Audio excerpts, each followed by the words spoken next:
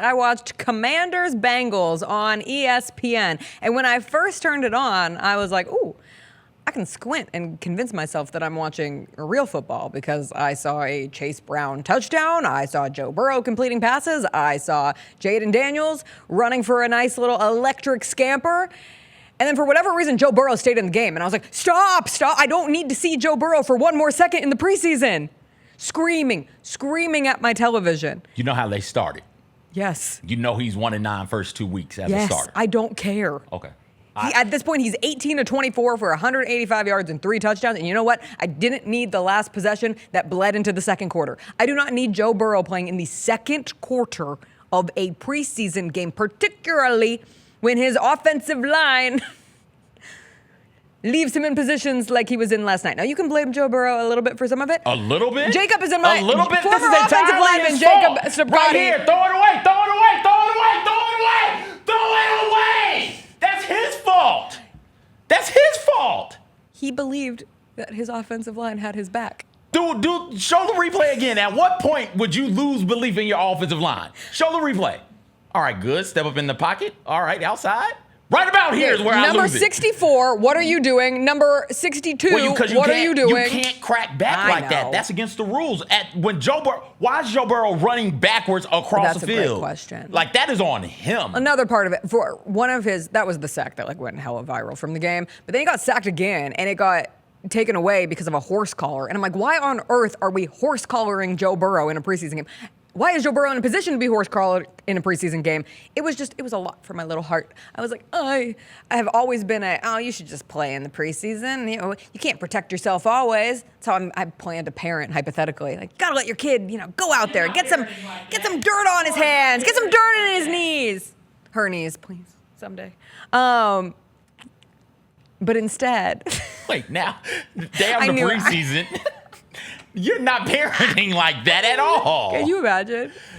Me? Jessica. Me? Jessica. Go walk down some stairs. No, you are going to sprint. That little I'm going to work 1.5-year-old is going to wobble up. It's going to see something and start making its way to the stairs. You are going to, you know how you scream. Do the scream you do. There you go. You're going to make that noise and you're going to sprint. Full speed.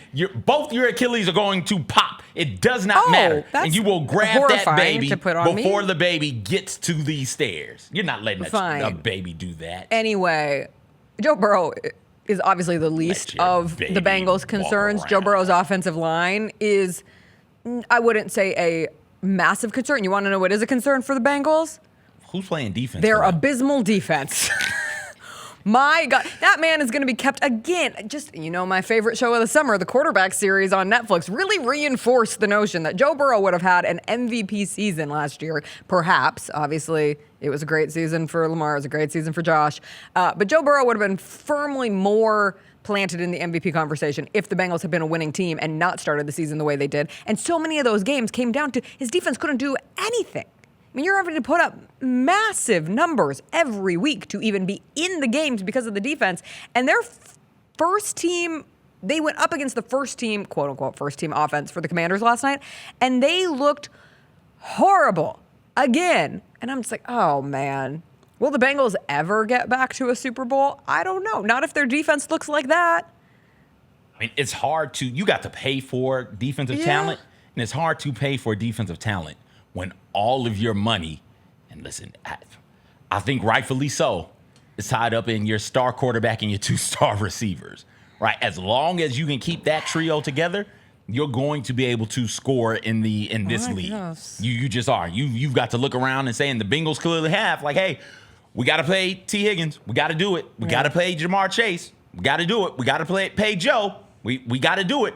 Well, where are we going to save money at? Where are we going to cut some costs at? We're going to cut it not just in depth in general. We better get healthy. We better stay healthy. We're not cutting it just at depth, but we're going to cut it on the defensive side of the ball. We're going to cut it on the offensive side of the ball as well. And you have to trust and believe that those three are more than talented enough to get you where you need to be. And we've seen them do it, haven't we? Like that defense when they got to Did they get to a Super Bowl? Was Yes. it Super Bowl? When they got Yes. to a Super Bowl, wasn't outstanding. Let's see, I was That gonna see what offensive they're- line, I'm pretty sure, if I remember correctly, was abysmal that year. Yeah. So, like, hey, they did it once, and they did it once in their second, third years at this thing. They should be able to do it again. That's a gamble you got to They take. were a middle of the road defense. They were Okay. 16th. Okay. So, hey, that offensive line was bad, though, that year. Yes. And so, hey, we can pay for a middle of the road defense and a slightly below adequate offensive line. If we got that, we're good to go. And that's what they've decided to do. I'm not mad at them. The Jessica Benson Show with CJ Hurt, live every weekday at 8 a.m.